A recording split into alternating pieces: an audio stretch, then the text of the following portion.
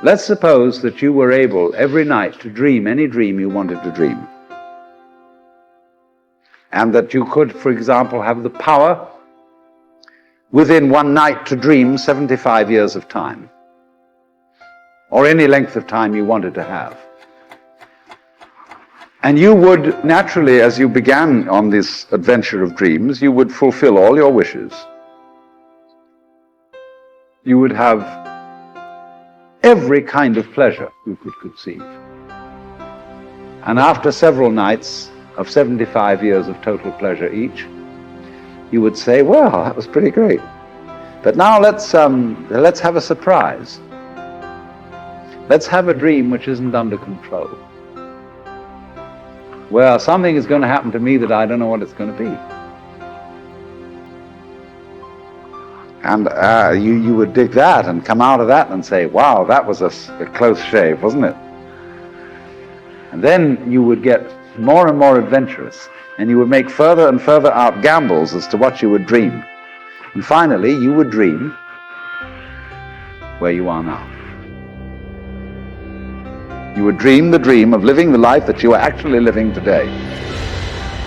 That would be within the infinite multiplicity of choices you would have, of playing that you weren't God. Because the whole nature of the Godhead, according to this idea, is to play that he's not. The first thing he says to himself is, man, get lost. Because he gives himself away. The nature of love is self-abandonment, not clinging to oneself. Throwing yourself out, as in, for example, in basketball, you're always getting rid of the ball. You say to the other fellow, have a ball. See? And that keeps things moving. That's the nature of life. So in this idea then, everybody is fundamentally the ultimate reality. Not God in a politically kingly sense, but God in the sense of being the self, the deep down basic whatever there is. And you're all that, only you're pretending you're not. I believe that if we are honest with ourselves, that the most fascinating problem in the world is, who am I? What do you mean? What do you feel when you say the word I myself? I don't think there can be any more fascinating preoccupation than that, because it's so mysterious, it's so elusive.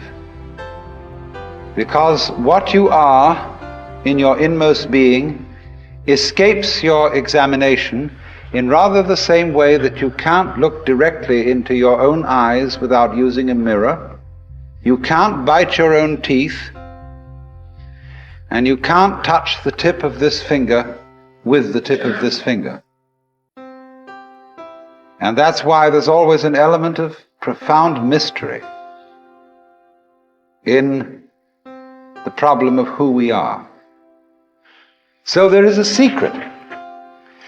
What is esoteric, what is profound, and what is deep is what we will call the implicit. What is obvious and on the open is what we will call the explicit. And I and my environment, you and your environment, are explicitly as different could be.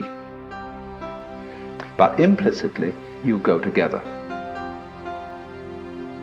And this is discovered by the scientist when he tries, as the whole art of science is to describe what happens exactly.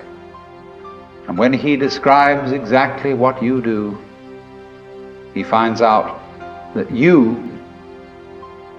your behavior is not something that can be separated from the behavior of the world around you. He realizes then that you are something that the whole world is doing. Just as when the sea has waves on it, all right, the ocean is waving. And so each one of us is a waving of the whole cosmos, the entire works, all there is. And with each one of us, it's waving and saying, "Yoo-hoo, here I am." Only it does it differently each time, because variety is the spice of life.